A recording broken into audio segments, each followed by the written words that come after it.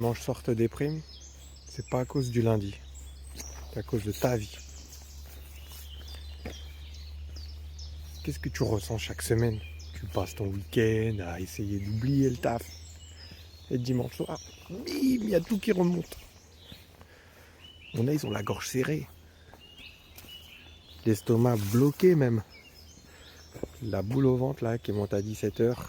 Il dit ah, ça y est, la journée elle est déjà pratiquement pliée. Tu regardes ton agenda. Tu t'imagines déjà au taf. T'as qu'une envie, c'est fuir, dormir, disparaître. Mais tu souris. Bon, c'est pas trop mon truc, peut-être je me mettrai un jour, mais tu postes une story, tu fais genre, je kiffe la vie. Et on recommençait le lundi, c'est comme si c'était normal. Alors par où je dois aller déjà? Alors, on va tester là.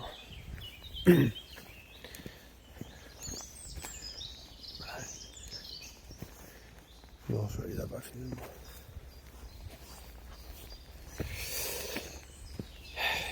Et ce qui est dur à avaler, mais bon, c'est nécessaire. C'est que si ton dimanche soir il te plombe,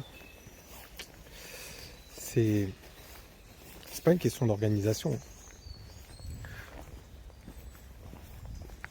Putain, voilà la boue. Ah, c'est bon, j'étais passé par là tout à l'heure, cool. Je suis dans une nouvelle forêt là, donc faut que je trouve mes marques. Faut plutôt prendre ça comme une alarme. T'as pas peur du lundi en fait? Les gens souvent disent j'ai peur du lundi parce que c'est le premier jour de la semaine, parce que lundi c'est dur. Souvent on se dirait lundi matin c'est le pire. T'as peur de ce que tu vas vivre, revivre, ce qui va t'éteindre. Mais comme il y a ce moment où, voilà, où tu peux, pour ceux qui font un lundi matin, vendredi soir, il y a ce moment entre vendredi soir et dimanche soir où tu peux kiffer si tu as la possibilité à nouveau. Et là, c'est là tu sais que tu vas revivre, tu vas plus kiffer. Ça commence à grincer la famille. Et pardon. Et ton taf, ton cadre, ton rythme, souvent ton manager, elles vont te bouffer lentement. Chaque dimanche soir, ton corps il va t'envoyer un signal que tu as trop appris à ignorer. Attention, attention. Il va te dire attention, tu vois le retour de bâton? Bah il est là. Mais tu peux après, tu peux t'en sortir pour reprendre le pouvoir sur ta semaine. Tu vois?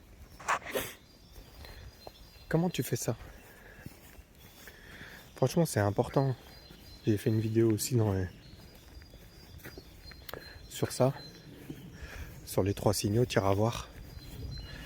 Les 3 signaux qui disent que voilà, tu te casses de ton taf. Bon, pour résumer, ça vient souvent du corps. Hein. Et, je vais pas spoiler la vidéo et flinguer la vidéo, la famille. Tu iras la voir. Mais écoute ton corps. C'est important. Tu vois, cette angoisse, c'est pas une faiblesse. C'est un indicateur. Voilà, c'est comme ça, je cherchais le mot. C'est un indicateur. Un message, bim, une alerte, une putain de notif là, tu vois. Et après, il y a plein d'éléments qui vont te permettre aussi d'y arriver. Moi, ce que j'ai fait, je fais vas-y là, non c'est chaud, je suis en train de burn-outer. C'est quand même 20 piges que je suis dans le... Oh je suis dans le commerce.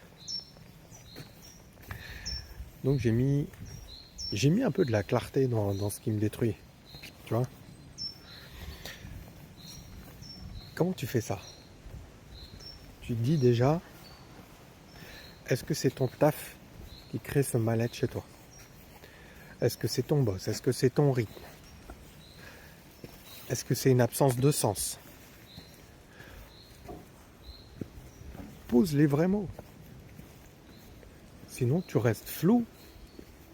Donc, tu es bloqué. Après, qu'est-ce que j'ai fait d'autre? J'ai créé des projets en parallèle. Même des petits trucs, tu vois. Mais ça m'a fait un bien fou. Disant, voilà, je fais un truc que je pensais aimer au départ, mais finalement, j'aime pas. Pour plein de raisons. Le stress, la pression, la charge mentale, les imprévus, le manque de respect, tout ça, et plus encore. T'en as, hein.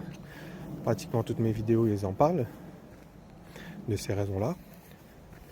Mais bosser sur des projets en parallèle, tu vois, sur mon temps libre, ça m'a permis d'avoir un truc à moi.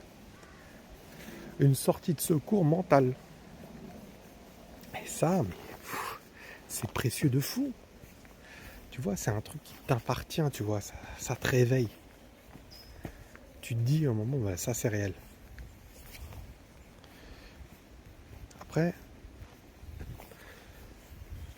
ce que je te dirais comme dernier conseil, moi, qui m'a beaucoup aidé, c'est que je me suis dit, oui, bon, là déjà le CDI, j'ai vu que c'était pas un miracle, donc je me suis dit, je vais préparer une sortie, mais pas un miracle. Tu vois, un truc, même un truc qui est pas, foufou, mais quand même, je vais préparer ça. Et le dimanche soir, il changera pas tant que ta vie, elle changera pas. C'est ça le truc. Mais elle peut changer. Pas d'un coup. Bien sûr, je ne vais pas te vendre du rêve. Oui, elle peut changer d'un coup. Mais step by step, pas à pas. Tu vois. Petite pierre par petite pierre jusqu'à que tu arrives à l'édifice. C'est bien dit ça, la famille. Elle est venue comme ça, tu vois. Je suis philosophe en carton. Mais oublie pas une chose.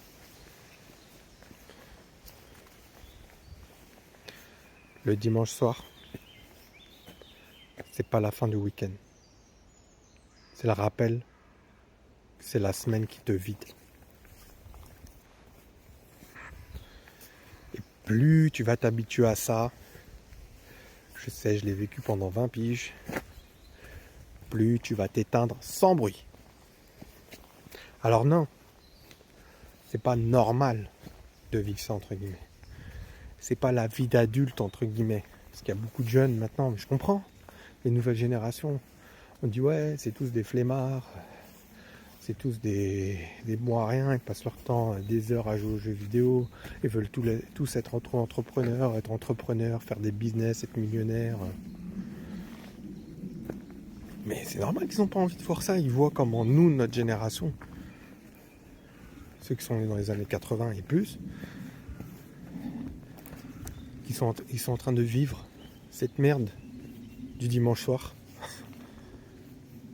Donc oublie pas, c'est une alarme et il faut l'écouter. Allez la famille, si ça t'a plu, lâche un petit commentaire, abonne-toi, partage, à la prochaine. Ciao.